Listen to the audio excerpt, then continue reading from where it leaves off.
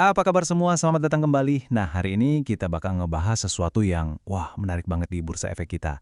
Bayangin ada 3 saham emas yang beda-beda, tiba-tiba harganya loncat barengan. Kayak demam emas dadakan, tapi di pasar saham. Oke, langsung aja kita bedah misterinya.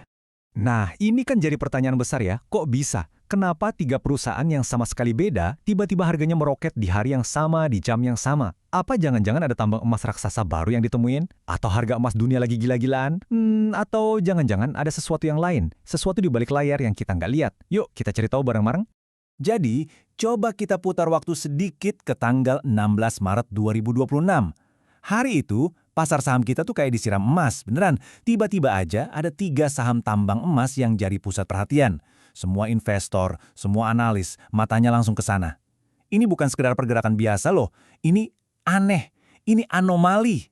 Dan inilah dia ketiga jagoan kita. Ada PT Merdeka Gold Resources atau emas, lalu ada PT J Resources Asia Pasifik atau PSAB, dan terakhir PT Archie Indonesia, kodenya ARCI. Coba deh pikirin, ini 3 perusahaan yang beda, manajemennya beda, tambangnya juga di lokasi yang beda-beda. Tapi entah kenapa, hari itu nasib mereka kayak diikat sama satu benang merah yang nggak kelihatan. Nah, ini dia pertanyaan utamanya. Apa sih yang bisa nyambungin ketiganya? Kalau bukan karena kinerja perusahaan masing-masing, terus apa dong? Ada kekuatan apa di luar sana yang saking kuatnya bisa ngangkat 3 saham ini barengan dan drastis banget naiknya? Oke, siap. Ini dia jawabannya. Biang keladinya itu bukan berita bagus dari dalam perusahaan. Bukan. Pelakunya adalah sebuah mekanisme pasar global yang super kuat. Namanya efek indeks. Ya, inilah tangan tak terlihat yang bisa mindahin duit miliaran rupiah dalam sekejap mata. Kalau mau lebih spesifik lagi, pemicunya itu satu, pengumuman kalau ketiga saham ini resmi masuk ke dalam sebuah daftar belanja global yang, ini berpengaruh banget. Namanya VanEck Junior Gold Miners ETF, atau biar gampang kita sebut aja JDXJ. Ini tuh kayak liga utamanya para penambang emas junior di seluruh dunia. Oke, biar kita benar-benar paham kenapa dampaknya bisa segede ini, kita perlu ngerti 2 konsep penting di dunia keuangan. Tenang aja, saya bakal jelasin sesimpel mungkin, yuk kita bongkar cara kerjanya. Yang pertama, indeks saham. Anggap aja ini tuh beneran kayak daftar belanja.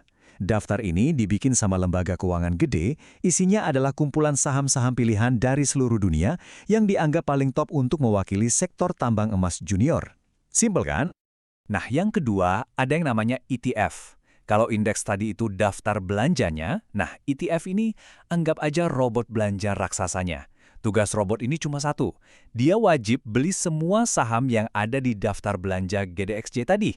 Dia nggak pakai mikir, nggak pakai analisis, pokoknya apa yang ada di daftar, itu yang dia beli.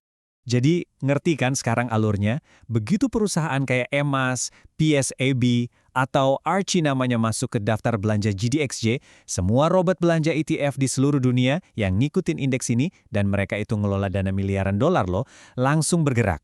Mereka secara otomatis wajib, saya ulang ya, wajib beli saham-saham itu. Akibatnya apa? Permintaan meledak. Dan ya, hukum ekonomi paling dasar berlaku, permintaan meroket, harga pun ikut terbang. Oke, teorinya udah dapat kan? Sekarang kita lihat bukti nyatanya. Seberapa dahsyat sih efek tangan tak terlihat ini ketiga saham emas kita? Biar angka yang bicara. Pertama, kita lihat EMAS, PT Merdeka Gold Resources. Cuma dalam satu hari, harganya lompat 16,88%. Gila kan? Ini kenaikan yang luar biasa untuk hitungan satu hari doang. Lanjut, ada PSAB. PT J Resources Asia Pasifik. Nggak mau kalah, sahamnya juga terbang 11,22%. Wah, yang punya saham ini pasti senyumnya lebar banget hari itu. Dan terakhir, ARCI, PT Archie Indonesia, ikut pesta juga. Naiknya solid 9,66%. Nah, 3 angka ini bukti nyata betapa kuatnya efek indeks global itu. Oke, jadi, so what? Apa sih pelajaran yang bisa kita petik dari kejadian ini? Percaya deh, ini bukan cuma soal lihat angka hijau di layar monitor. Ini tuh studi kasus yang keren banget buat ngerti cara kerja pasar modal modern. Dengerin deh kutipan dari Panin Sekuritas ini, pas banget.